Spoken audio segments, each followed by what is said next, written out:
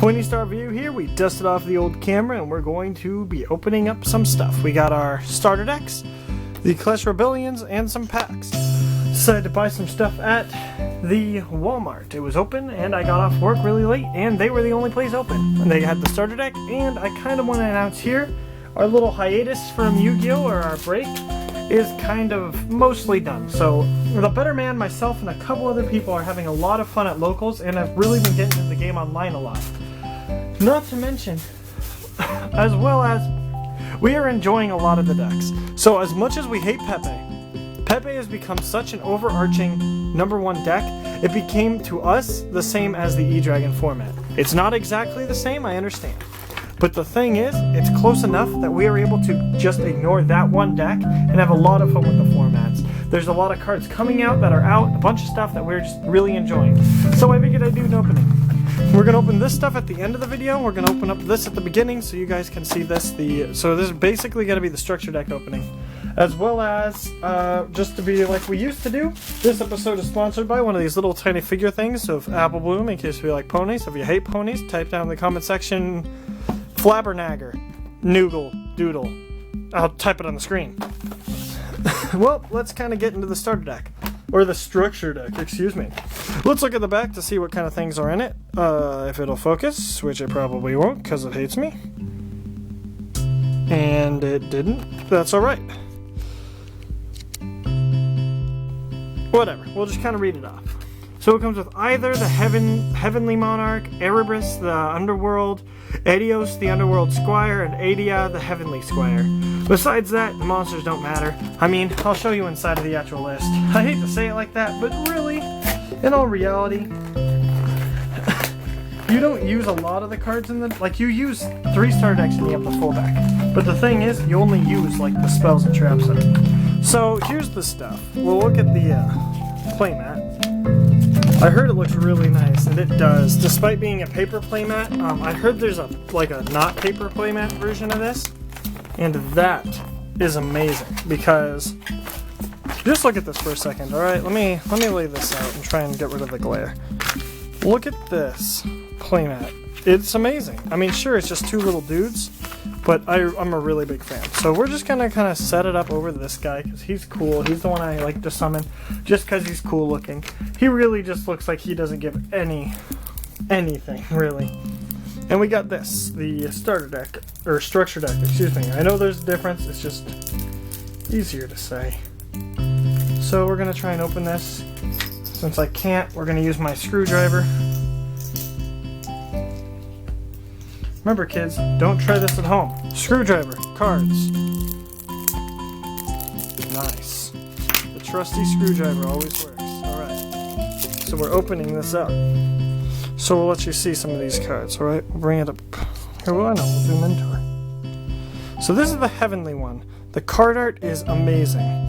So basically, her effect is, when she's tribute summoned, you can. So she's got the Mega Monarch effect. You can tribute a tribute summon monster to summon her with only 1. Also, when she's summoned, send 2 Monarch Spell or Trap cards with different names from your deck to the graveyard or hand, and then you can special summon a Monarch from your deck. At the end of the turn, it goes back to your hand. That doesn't matter because it can still attack this turn. Also, during your opponent's turn, if you banish a Monarch Spell or Trap from the graveyard, you can summon it, or you can tribute summon it this turn. So we got her.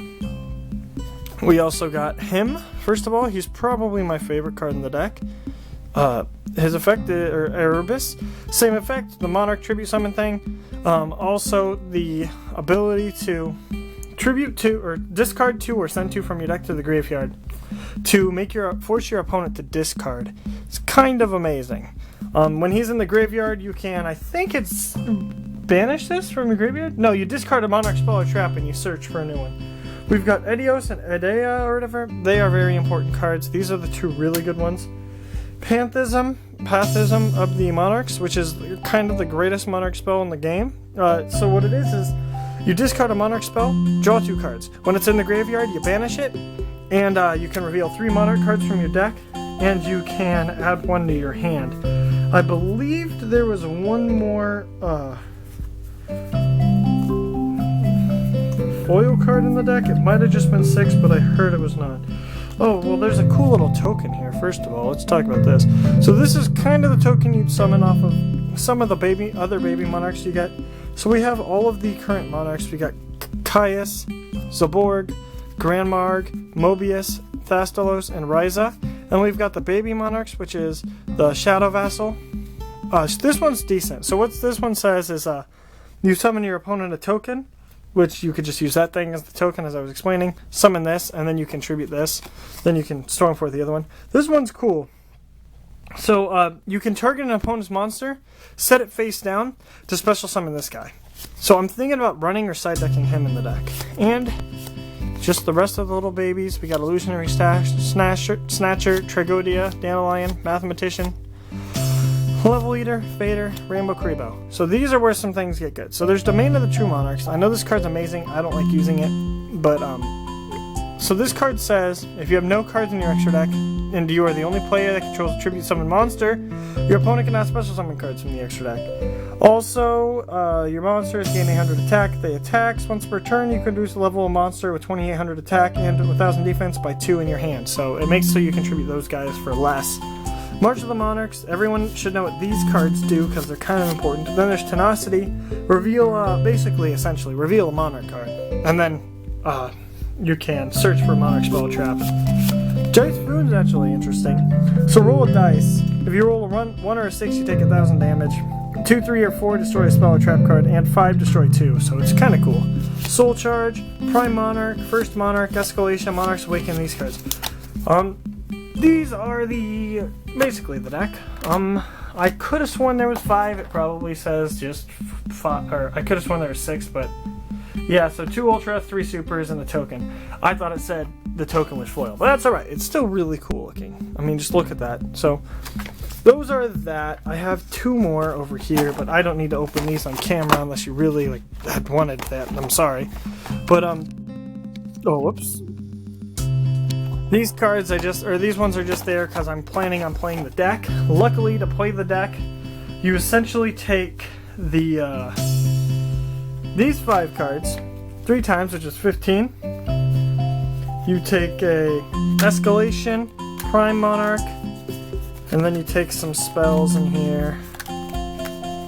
And then a few of these cards. Some people like to run Caius, this card, Mobius, And then you got the deck. I mean, that's essentially what it is. You run a couple outside cards occasionally, but you can really basically have the competitive deck by owning 3 of the starter deck. I love it. It's one of the very first times budget deck has actually been budget, because unlike other decks, this card does not use the extra deck. In fact, it even specifies on half the cards if you have no cards in your extra deck. And so it's really nice because of that. So we're going to do the next part of the video as I promised. Also, here's the most updated version of the rulebook. Another very important part is some other stuff's been updated in here slowly. I mean, nothing too recent, but some people have been wondering rulings about 0 attack point monsters and stuff because of tokens and other weird stuff. All of this stuff is mentioned in the rulebook. So, this is the beginner's guide thing, but it's got a lot of the rulings and stuff in it. So I would really suggest reading through rulebooks and stuff if you haven't read through one in a while. Some ruling things have changed, some haven't, but Next thing we're going to open is the Clash Rebellions Special Edition.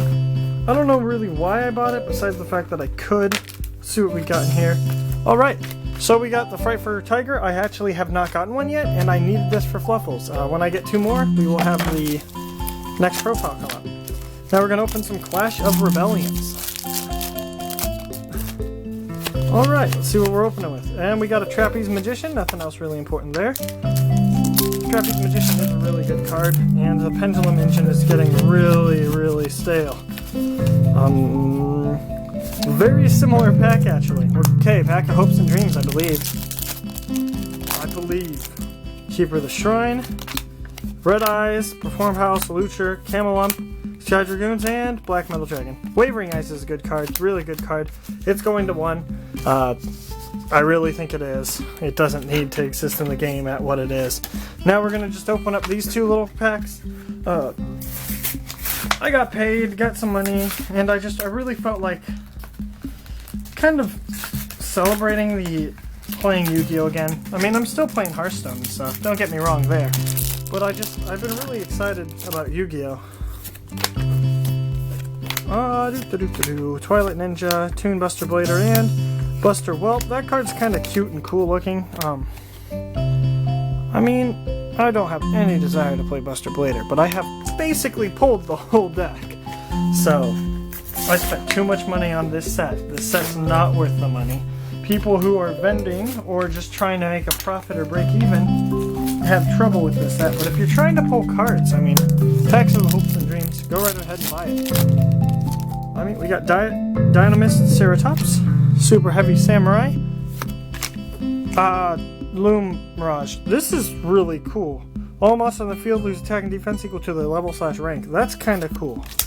Twilight Ninja, Red Eyes Retro Dragon, Sword Destruction Flask, Magnet, Style Slash, and Dragon's Bind.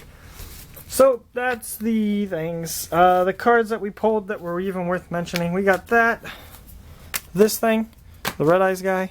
We pulled Tiger and the Graver, and we pulled the Performapal thing.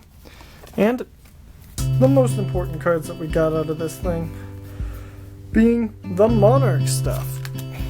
We're gonna get some profiles up. We actually have about 7 to 8 videos planned. Currently, we're going to be trying to upload those every 3 days, as I think the current plan. I'll have this video out when you watch it. The next day, I should have a video out explaining the situation with Yu-Gi-Oh! And then 2 to 3 days after that, we're gonna have our first profile up. So, remember to like, comment, subscribe, and all that. As always, have a wonderful day. Yeah.